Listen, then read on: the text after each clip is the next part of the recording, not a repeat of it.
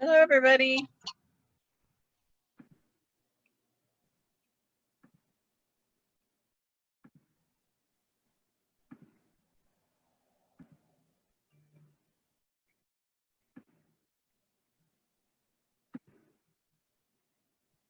I see letters.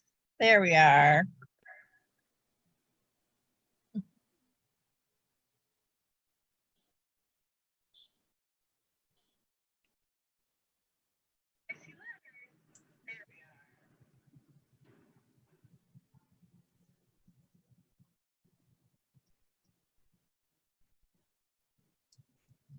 Barb, by the end of quarantine, you're going to get those shelves filled in? Oh, so much pressure. I still haven't gotten my summer clothes down out of the attic. Gotta go up there and fight the squirrels for the books. Oh my goodness. Yes, I do have squirrels in my attic, friends. It's taking that nature thing a little too far, right?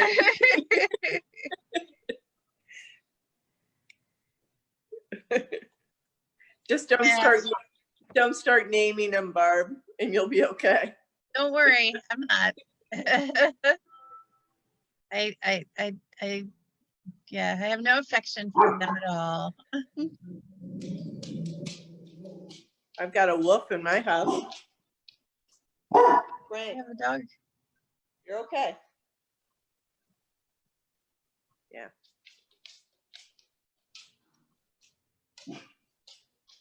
Somebody outside. We'll get started in just a few minutes. For those of you just tuning in, let us know where you're watching from. Put a comment in the comment section where you're watching from.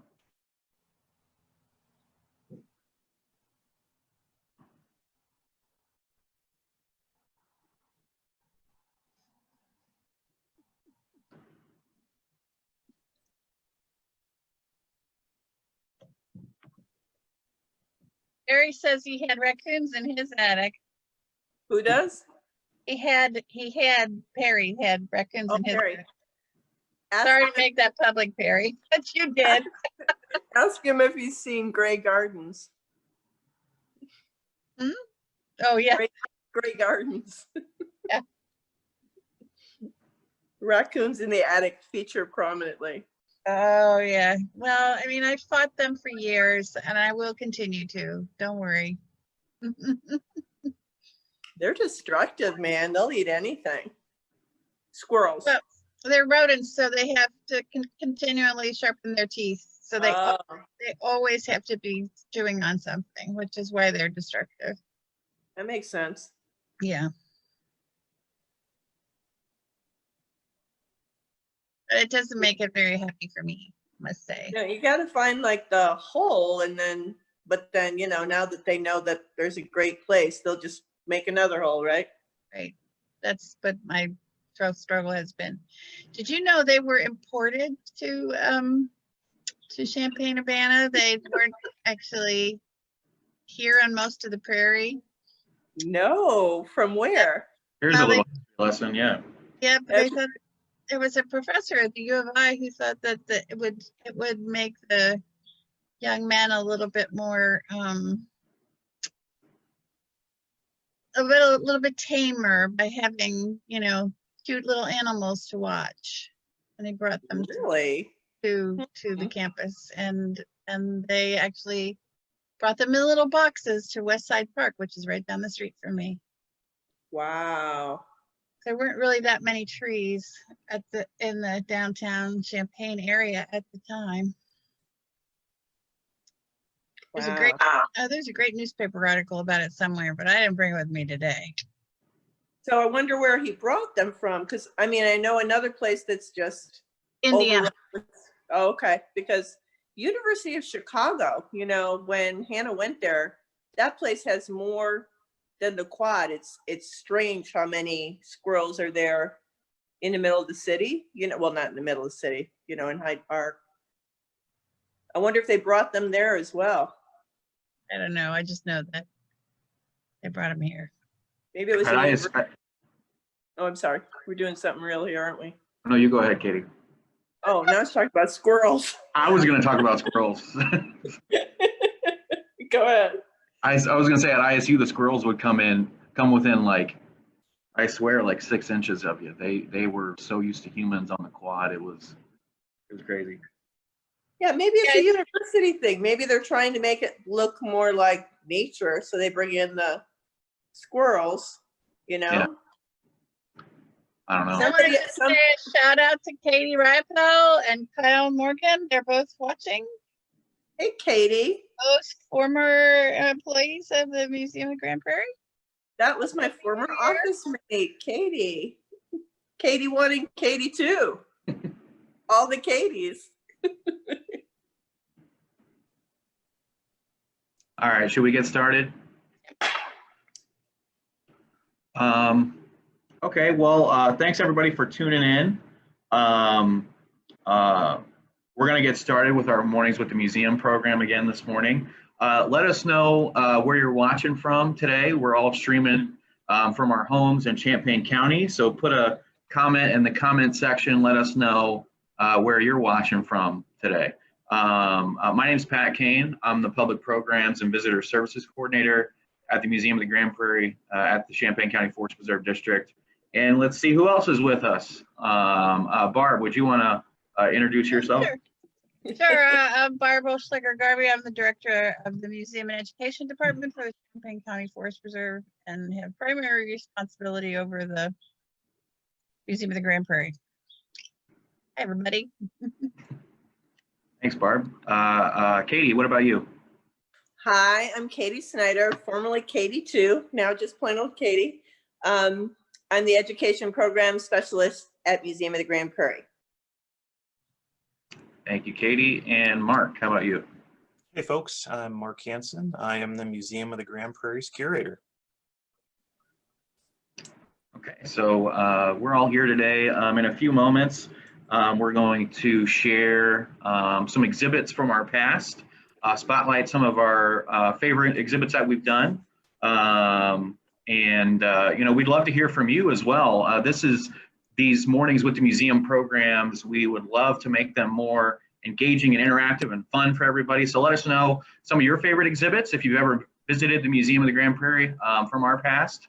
Let us know what your favorites are in the comment section. And then also if you have any other questions, any questions at all, please ask those questions to us in the comment section, whether it's questions about the museum, questions about historical topics, our thoughts on the meaning of life, anything. Help us make this more engaging for you by asking us some of those questions, and we'll answer them live here in this live stream. For those of you who are new to the Museum of the Grand Prairie, Museum of the Grand Prairie opened in 1968 as the early American museum, and our current mission is to collect, preserve, and interpret the cultural and natural history of Champaign County and East Central Illinois. And we are part of the Champaign County Forest Preserve District, the Museum and Education Department within the Forest Preserve District. Before we get started with our program today, I did want to promote a few things that we're doing currently, some ongoing things, as well as some upcoming virtual events. So we've ramped up our social media presence over the past couple months since we've all been told to shelter in place and quarantine and those sorts of things. So feel free to check out our Facebook page, our Twitter, our Instagram, our YouTube page, and our Goodreads pages to learn a little bit more about the digital content that we've been putting out for you.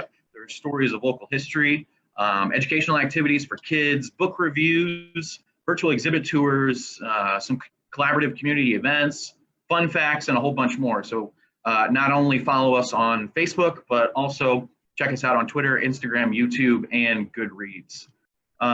This program, this Mornings with the Museum program, we're making it a weekly program.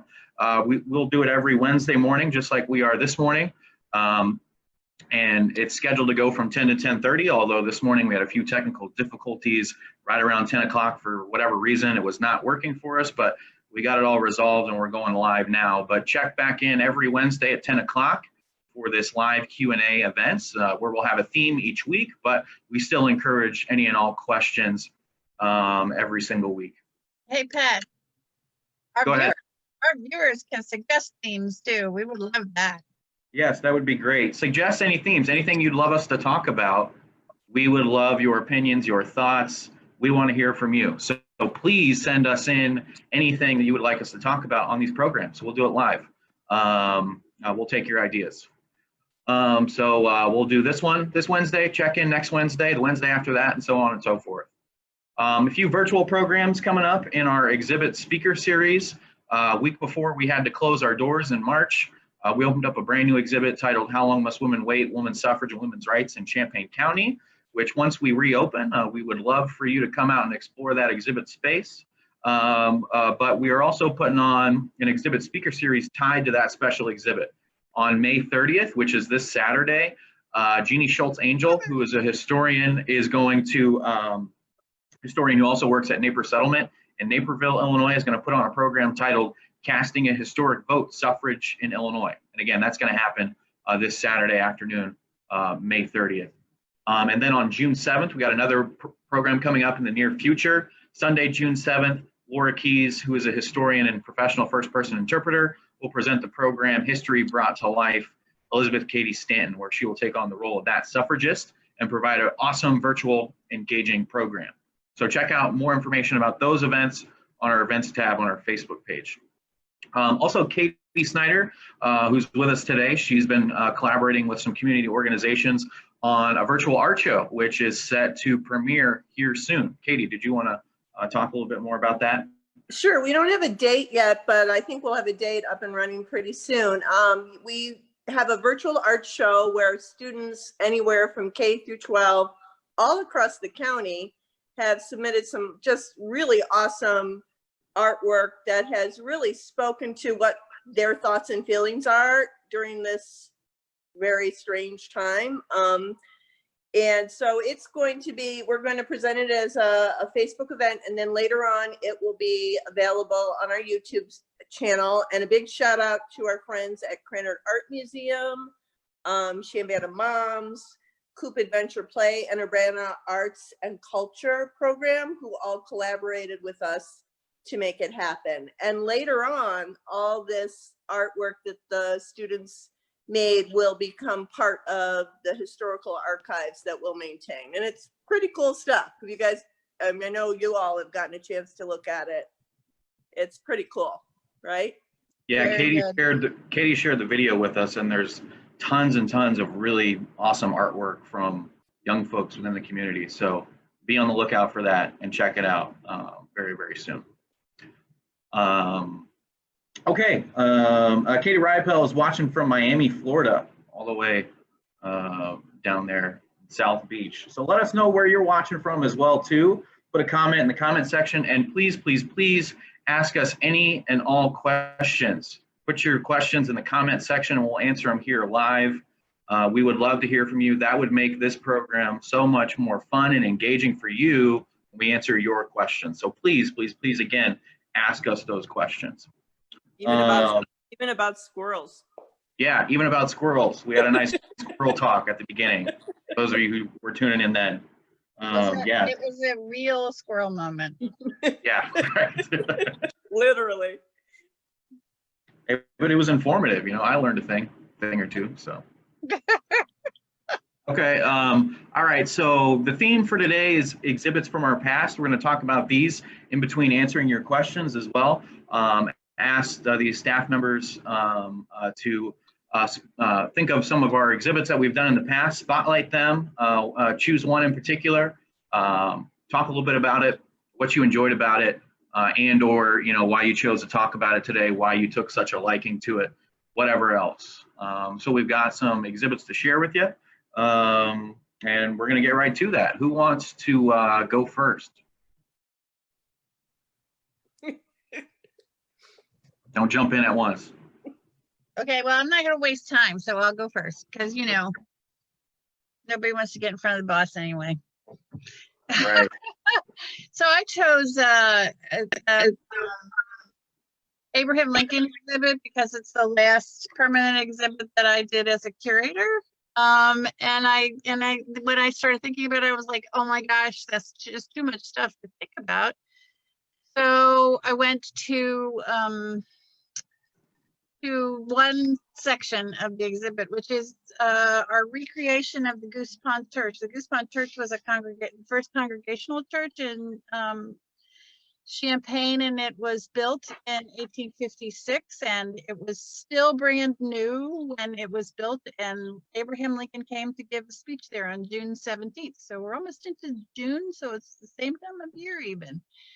Anyway, this is the best view of the whole room. If you see on the left side and on the right side, there are some windows. Those aren't actually real windows. Those are fake stained glass windows that we created to give the feeling of the Goose Pond Church. And in the far end, there are a couple of cases, and then there are some cases in the back end too. This is from the opening of the exhibit. A couple of former board members there in the middle of the room. Pat, can you go to the next slide? There are the windows. You can see them a little bit better in the next one. So this is the theme of this room. It's Lincoln of the Goose Pond Church. Lincoln made lots of speeches in Champaign County, and this particular one was in June of 1856, and he was speaking against the passage of the Kansas-Nebraska Act because they wanted to admit Kansas to the Union. Well, he wanted the Kansas to be admitted to the Union as a free state, not up for grabs. So this was really kind of the recharging of Lincoln's political career. He had been in state legislature a lot, and but then kind of gave up for a while and just practiced as a itinerant or traveling on the 8th Judicial Circuit for about 6 or 7 years. But then he kind of came out of hiding when Kansas-Nebraska Act was up. Anyway, he came and gave this speech in Champaign, and so you see in the background the only photograph we have of the Goose Pond Church. It's like the little shadow there is a church right before it was torn down in the early 20th century. Pat, go ahead. We decided we wanted to recreate the interior. That the most impressive thing about the whole building were these stained glass windows. So if you see, there are like little triangles or diamonds on the way down, and then there's like a little trefoil at the bottom. Pat, next. And so we had a graphic designer make some up, but instead of following that pattern, but instead of putting the Christian imagery that would have been there in the things, we put little vignettes about Lincoln's life. So this is the portrait of Lincoln that was taken in Urbana, and then him arguing a case, and some campaigning materials from his early career. Pat, the next one. And then these are the other ones here. He is giving another speech, but just walking around town, meeting up with people, and then riding on the circuit. These were quite a challenge to do, and we have a really talented volunteer, Alan, who made the frames for these. And then there's a little secret on these panels. Lincoln is walking up it's as though he's walking up to meet the people. On the bottom left here, you can kind of see his hat about the third panel down. Pat, could you go back one? And then the church was called the Goose Pond Church because there had been a goose pond there, and so there are little geese flying in the background of like you're looking through the window to the outside. So if you're ever able to come back to the museum, you can see those more closely. Okay, one more. Go back up to two more. there you go.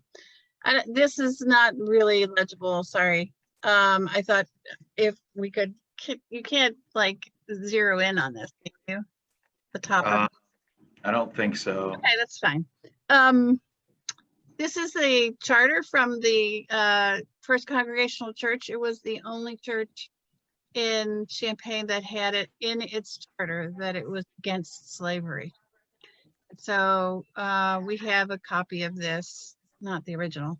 The church that's the descendant church of it still has this document in the exhibit. So to me, it's so meaningful that Lincoln was here and spoke against slavery here, and that the church that there's still a descendant church in this town, in this county, that that stood up against slavery when no one else would, right? Because Illinois was kind of a iffy state. And so one of the many things that I think is fascinating about Lincoln's life and Lincoln's life locally, and that was the thing I wanted to talk about today. So, Hey, Barb. yeah, What is the descendant church? Do you know? it's the community UCC. Oh, really? Yeah, Cool. yeah. There were several mergers, and there were two churches. I think there was another church in between, but yeah. When we opened this exhibit, we actually had a Goose Pond Church lecture series, and we kicked it off at that church. Well, that's really cool. I didn't know that. Barb, I can't remember if you mentioned this already, but for those of us who are local to the area or know the area, Mhm. what's currently where the Goose Pond Church was located? The Champaign Police Department building is right next to the site. Really, their parking lot is where the church was, and the church was and the church was actually moved down the street later on and used as a church by the German Catholics until about 1920, when St. John's really took that place. So there you go. Awesome. Thanks. So that's close to, is that University in Washington? Is that close? University of First. University. Okay. Gotcha. Cool. Kind of right across the street from the cattle bank. All Well, right. I never knew that. Yeah. So the Goose Pond Church, one of our past exhibits. Still there. Still there. Of course, it's still there. Duh. But I mean, just one that we've done in the past is what I meant to say. Okay. So again, we encourage you to ask us your questions. Maybe you got questions about the Goose Pond Church for Barb. Barb, I think one of the best local Lincoln experts in the area. So ask her a question about Lincoln. Chances are she can answer it for you. Or anything else. Ask us other questions in the comment section. Who would like to go next? Spotlight another exhibit. Katie's raising her hand. Okay, I'm going to share the screen again, and we'll get to it.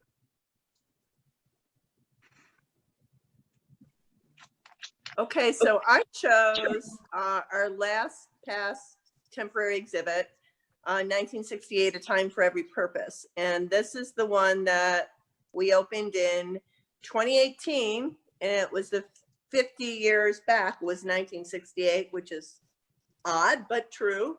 And I chose this one for a couple of reasons. I loved the way we all collaborated on curating this. We all took different sections, and we all got a chance to contribute. And something that I thought was really, really great about 1968 was that there were a lot of people, a lot of local people that we could speak to, that we could go out and have them tell us their stories, and we could bring that in and make it part of the exhibit. Like, for instance, with Lincoln, Pat and I always say this, we can't go and talk to Lincoln's friends, right? We can't talk to Mr. Lincoln or his friends. We can look at the primary sources. and make exhibits. But the really cool thing about 68 to me was that we could talk to people that were still alive and get their stories. And also, once it opened, that folks could come in there, older elders could come in there with younger people and tell their stories. And it really sparked those stories. And I have some great memories of people bringing in friends and relatives. So we started with Saving the Earth, and it all kind of started and ended in a really nice circle that brought it all back together. Another thing about the 68 exhibit was that people saw real parallels in what was going on in the world in 68, which was a very tumultuous time, and in 2018. I guess we didn't quite know how tumultuous things could get, but Seriously. oh, 2018, you were so innocent, right?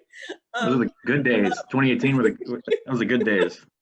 We had no idea, but Saving the Earth. So Barb, you were the curator of the Saving the Earth part. You want to talk a tiny little bit about that part?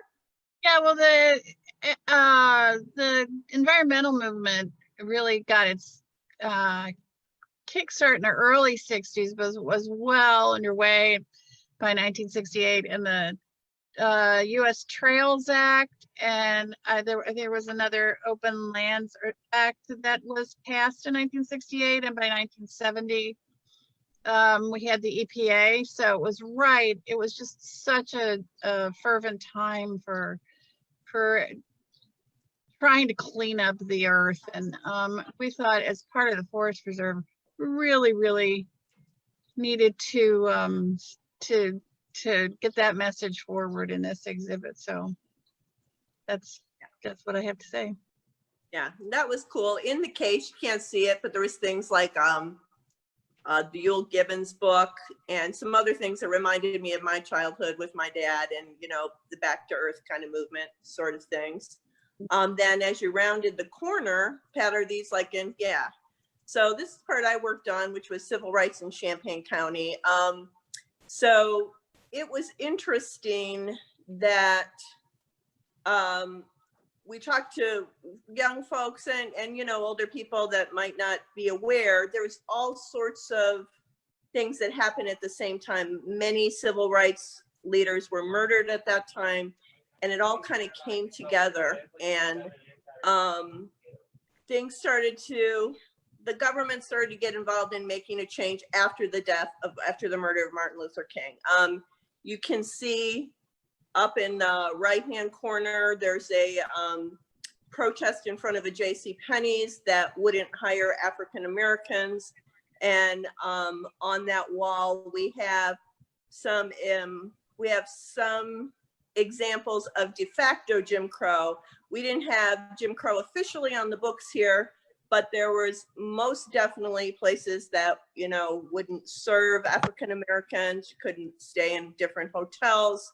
And that's kind of what's going on there. And then if you go around the corner, this talks about housing, healthcare, and Project 500. Now, the part about Project 500 at the U of I, when they were interested in bringing 500 Black and brown students to the U of I after the death of Martin Luther King. Martin Luther King was murdered in early April. I believe it was April 4th. And by the time school started, they wanted to have this up and running. The very cool thing about this part of the exhibit was I got to talk to Mr. Terry Townsend, who was there and was part of Project 500, and he greatly informed this part of the exhibit. So 500 students were brought to the U of I, but they hadn't really thought it all the way through. They were, provided housing in the brand new Illinois Street Residence Hall during an orientation. And then when the white students came back, they were all asked to leave, and they were, doubled and tripled and quadrupled up in other dorms, and there was a protest. So that's what you see on the wall there. And you also see some numbers about how students were, you know, it was growing with African-American students, and then boom, it wasn't anymore. So that was interesting when you talk to students about that, because they're like, wow, that was 50 years ago. And things haven't changed all that much in 50 years as far as civil rights go. And I think young folks, the youth, were always kind of surprised that, I'm sure they've read about it, you know, but when you see it in an exhibit, it's always a little shocking that things, as you try to keep moving things forward, they don't quite go as forward as you had hoped. So, and if you keep going around, Pat, I think the next part is you, right? You worked on that part? Yeah. So just real quick, it's this back wall I helped with. It was a lot of fun to put together. I loved teaching about the 1960s when I was a high school history teacher. But this back wall focuses on popular culture. There's a living room we'll get to in just a second, and then a little bit of counterculture and protest movements in or around 1968. So this case here has a bunch of different things, you know, showcasing different things related to music, movies, I'm sorry, music, TVs, comic books. There's a Barbie in there, which is Barb's, from Barb's collection as well too, that Barbie down there. Barb's Barbie. Barb's Barbie, that's right. You know, one of the bigger artifacts, I think, you know, maybe the biggest artifact in the exhibit is that red line in sign, just to the left of the very colorful banner there that hung right above the entrance of a prominent place where people went to hear local music, including you know, bands such as REO Speedwagon when they were up and coming in the late 1960s and early 1970s on the U of I campus, and a number of other things. And then as you move a little bit farther into the I wanted to just tell you that I read yesterday that yesterday was the date of Sergeant Pepper's, which was in the case, being released. So. Oh yeah, yeah. Yeah, so it was the anniversary yesterday. Was that? Yep. Sorry, go ahead. So that would make it, what is that, the 52nd anniversary of its release, or somewhere around there? Yeah. So then we recreated a 1968 living room, complete with green shag carpet, you know, purple butterfly chairs, some interactive toys that children or, you know, visitors of all kinds could play with, including Rock'em Sock'em robots you see there. We've got some Hot Wheels that came out in 1968 and some Trolls that are even sitting on top of that original 1960s Hallicrafters television, which we fabricated to have some 1968 video and even commercials play through that television coming out of the original speaker.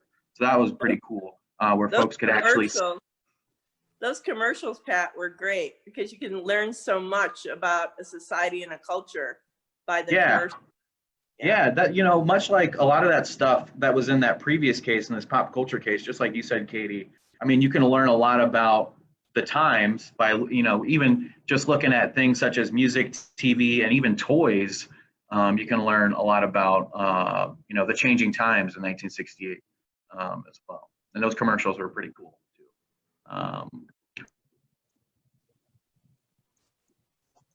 Oh, Pat, the paper dress. That disappeared. What? That disappeared. Uh-oh. Yeah. Well, there's a paper dress in that while Pat comes back. There's a paper dress in there, which was really cool. It's folded up because, you know, it needs to stay folded because it was folded before. But I don't know if any of you recall paper dresses. They were kind of a little bit thicker than a paper towel and obviously kind of a one-use item. But that generated a lot of, it says Pat King left. Are we still live? Yeah, I think we're still live. So there was a paper dress, but I don't see the pictures anymore. Do you, Barb? No, because it's on Pat. So. Oh, okay. Well, while Pat comes back, I can say one more thing about the exhibit is, and Mark, is Mark still with us? Yeah, Mark's still with us. Maybe Mark, can you talk a little bit about your section, about the Vietnam section? Sure. So another huge component of 1968 was the Vietnam War. It was one of the deadliest years of that war. So we obviously couldn't ignore that. So we told some stories of local veterans. One of those was actually a gentleman from Rantoul who actually served on U.S. Army basically supply boats that ran up and down the coast. We also did some research and had a fairly large panel to honor the soldiers, sailors and airmen from Champaign County that died in 1968. And of course, during that time, Chanute Air Force Base was up here in Rantoul, which was also playing a role in that war effort. So for Champaign County, the war had a lot of local impacts. And of course, nationwide, that war added fuel to some of the other civil unrest that was going on, and really shaped the lives of an entire generation. So spent a fair amount of time and space dealing with that topic. Yeah, and one great thing that Pat did is he was able to invite some Vietnam veterans to speak about their experiences, and also with protesters like Vietnam veterans against the war. So to show both sides of that in the programming.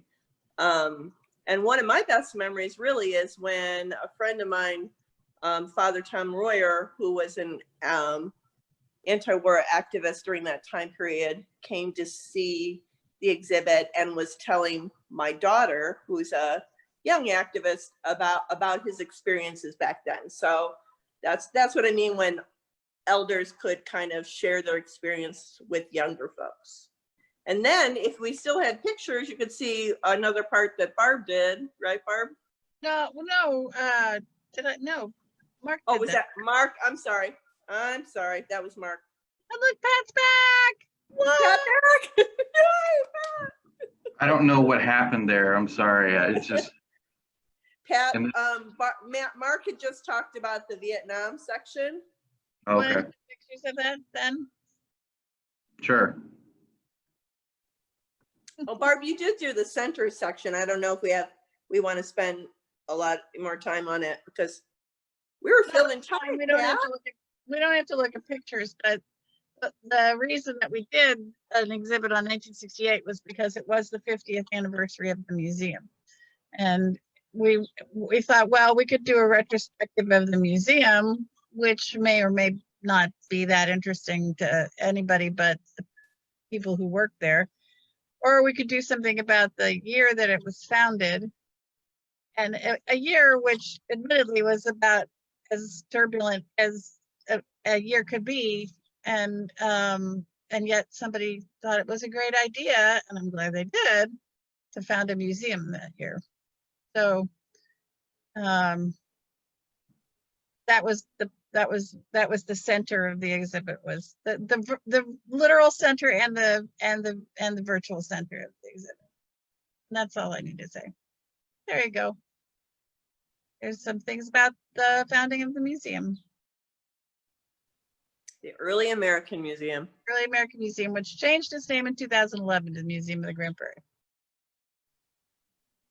A few other images that we had there in the exhibit space. It was also the year that that humans first orbited the moon, and so that was the end of the exhibit, or the beginning, depending on which direction you were looking. But I love the way it all kind of fit together, because, like, you know, orbiting the moon and also, you know, being up in space and being able to see Earth from a distance, it all kind of goes back to the whole environmental movement, and it all kind of just worked really well together. Yeah. I missed that exhibit. I do too. That was a lot of fun to be a part of. It really was, and you did a great speaker series and programming around it to expand it. Yep. It was I mean, it's like the plan, like when I got involved, when I first got hired, started doing, you guys had obviously done a whole bunch of work going into it, but, you know, did a whole bunch of research, on the section that I was involved in, the popular culture and counterculture. And that was like a dream come true, being Right. a kid that was always a big lover of history, especially that era. And then loved to teach it too. So it was a lot of fun. Yeah, it's really one of the most fun things about working at the museum, right, Pat? Oh yeah. Yeah. Had a lot of fun with it. Okay, so I know we're going a little overtime, so I don't want to take up too much of folks' time. But continue to ask us those questions. I'm not sure if we missed any questions in between, but I don't think I see any from folks. But we would still love to hear some questions from you. Leave those questions in the comments of this Facebook Live video so we can answer them. Mark, did you want to talk a little bit about an exhibit from the past that you chose to focus on? Sure, and I'll be brief since we're over time here, but the exhibit I chose is our horses and tractors exhibit that we did 4 years ago, 5 years ago.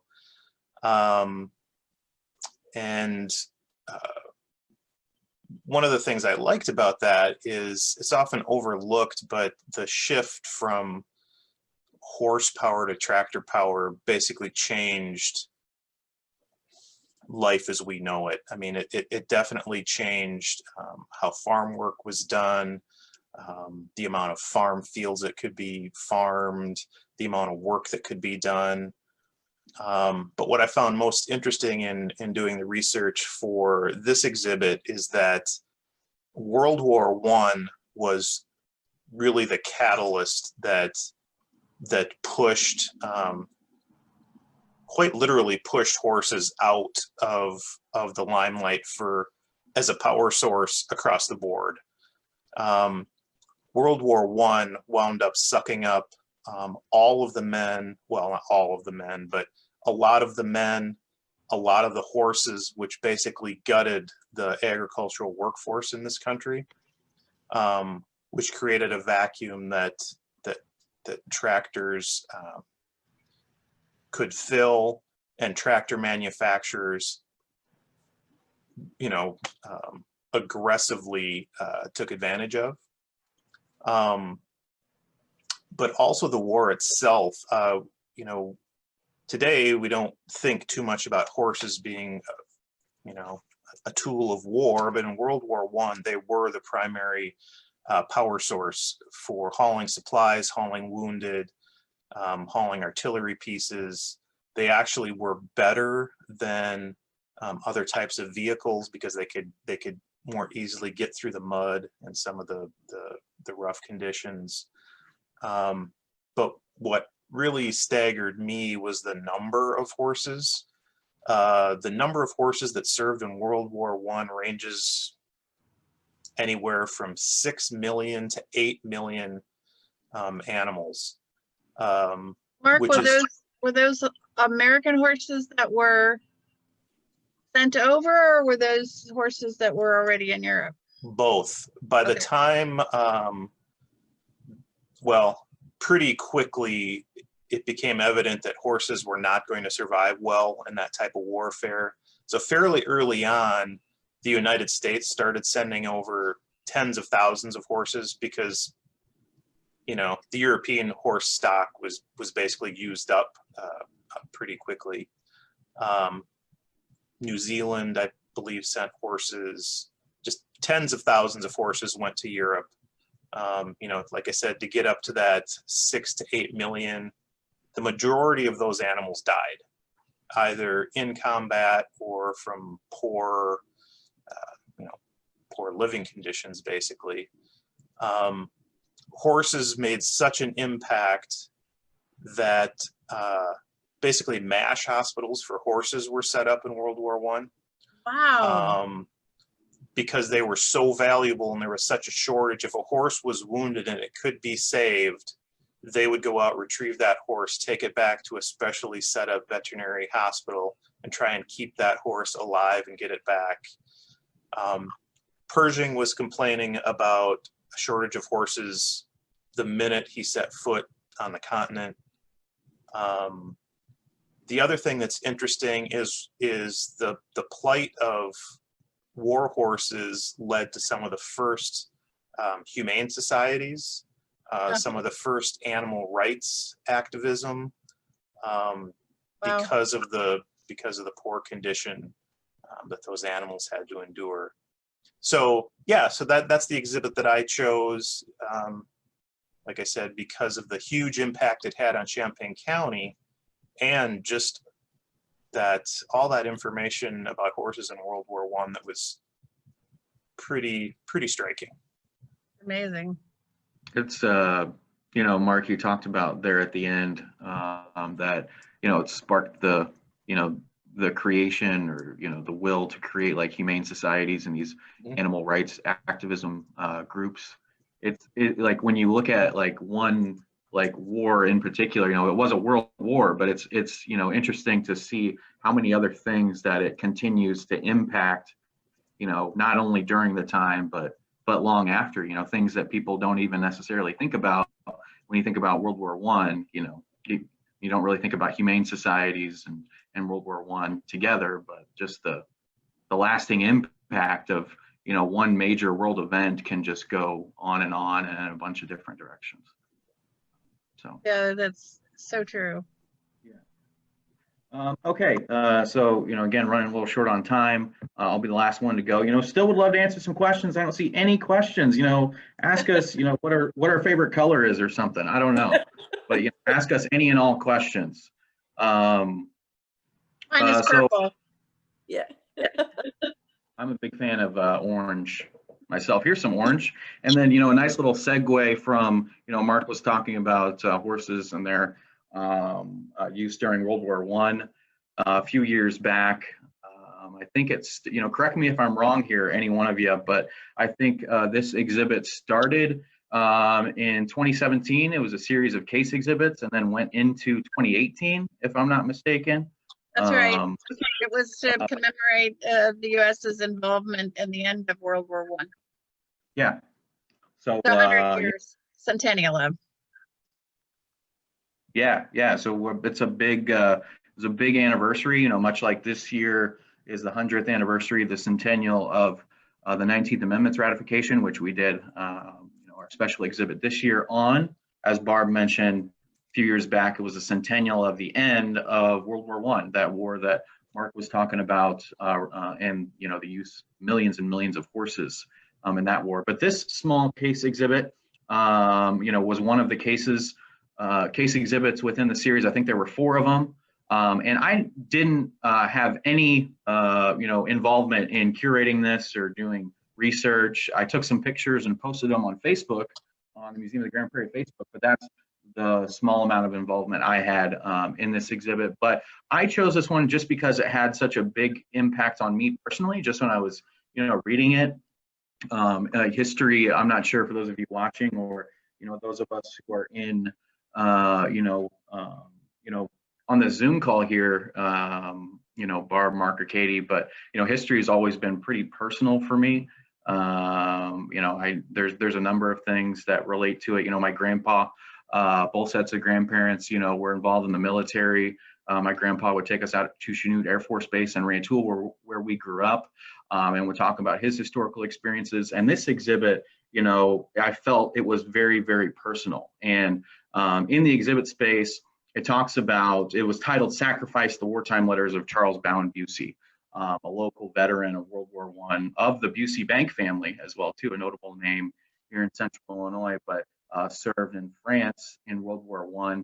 And there was, we have a large collection of the letters, the Busey letters, in the Museum of the Grand Prairie collection. And this exhibit showcased some of those letters that he would write to and from home, and then also spoke to the letters that he would write to and from specifically his wife, Louise. And they were very touching. I mean, you can read them and, you know, just, you know, it kind of takes you back right to the emotions and the feelings of Charles, Louise, his other family members, you know, and is a you know, glimpse into what these soldiers were going through during this, you know, catastrophic time in world history. And it's just a small glimpse into it, and it you know, was emotional, reading some of these, especially when you get to close to the end of the exhibit in one of the cases. I'm going to take a stab at it, but feel free to correct me if I'm wrong, Mark or Barb, but I believe Charles Ballin Busey was killed in action just 10 days before the armistice was signed. Is that correct? In World War I? 10 days before the Treaty of Versailles was signed, yeah. Yep. So just, 10 The more first, days. 1st of November, and the treaty was signed on the 11th of November. Wow. Yeah. So just right before, almost made it to just the very end of World War I there in 1918. And his wife, Louise, was getting worried. The exhibit focused a little bit on towards the end of the exhibit when she would send these letters to Charles, where she, as well as their kids, were wondering how they were doing. You're getting a little worried about you and that sort of thing. And the letters, the envelopes, as you can see here, were eventually returned back, and you can see the stamp on there that says deceased, because Charles was killed in action. And I can't imagine what Louise and the family felt when they got these letters returned, ones that they were sending with hope off to Charles, on the other side of the Atlantic Ocean in France, and then just to get these returned back to say deceased. The amount of. Do we know how she was informed, Barb or Mark? Like, that's not how she was informed, is it? No, I don't think we have a record of that. We don't. Wow. It might be interesting. There are family members still around, so it might be interesting to ask. Somebody might know. There might be family lore. Good question. Yeah. Yeah. They did have one son, and he was about 3 years old, and we have pictures of him in a World War I outfit. So pretending that he's like his dad, right? And one of the last letters she wrote says she was rehearsing with her son what he would say the day he saw his father again. Oh boy. Just breaks her heart. Wow. Yeah, I don't think I visited the memorial and museum, the 9/11 Memorial and Museum in New York City once. And, that was a pretty touching experience. I'm not sure if anybody else has visited that, whether you're watching or those of us, on this Zoom call too, but that was an emotional experience. But, I was getting emotional, reading some of these letters, because you talk about, Barb mentioned, their son putting on the uniform and, getting ready to, practice to greet his father once he comes home. But this felt like so personal to me, in ways that only a few exhibits, or historical experiences have ever done. Well, letters are like that, right? Letters are amazing because you can, it's private conversations that all these years later we can tune into, Yeah.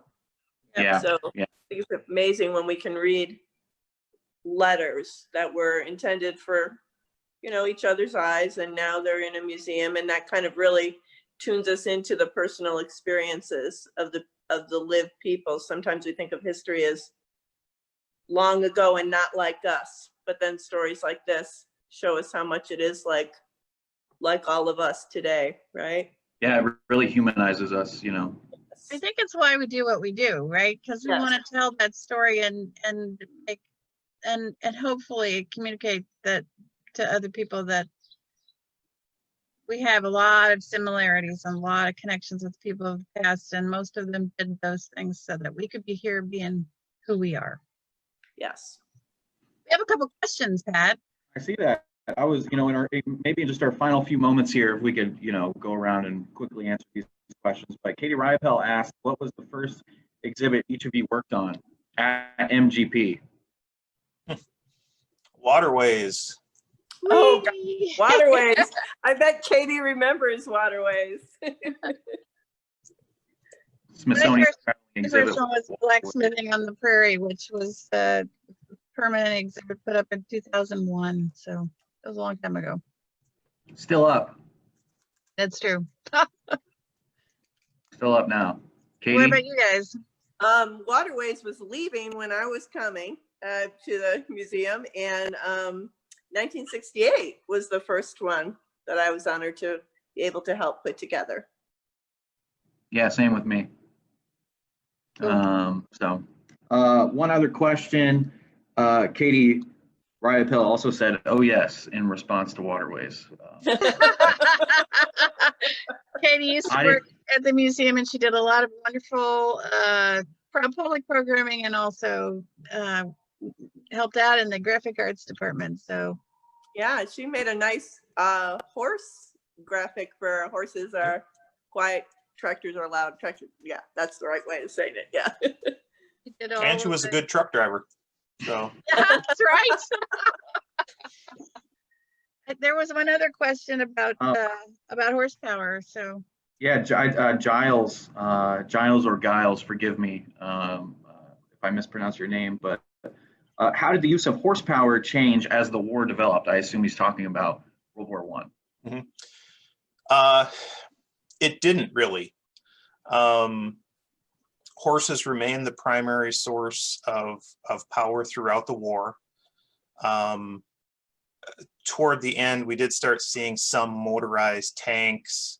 Of course, there were ambulances, but the motorized vehicles really had trouble with the terrain, muddy roads. So horses really sort of stayed the course through the whole war, with very little change. After the war, at least in the United States, everything changed. But during the war, horses, even into World War II, horses were still being used to provide power. cool. All right. Well, appreciate those questions, Katie, Giles. Thanks for asking those. Thanks to Katie, Mark, and Barb for joining us again for another Mornings with the Museum event. Any final words from the three of you? Thanks to everybody for being patient with us with the hour delay this morning, and be sure to send in suggestions because we love talking. Maybe. Yeah, as you can tell, we went close to a half hour over, but we have some technical difficulties. Whoops. But we would love, as Barb says, we would love to answer your questions. Anything else? So, Katie or Mark, any final words? Now be on the lookout for the Facebook event for the virtual art show. We'll get that up and running pretty soon. Thank you, guys. Yeah, thanks everybody. Thanks for tuning in. Thanks to the three of you, and we'll see you next time. Bye. Bye, guys.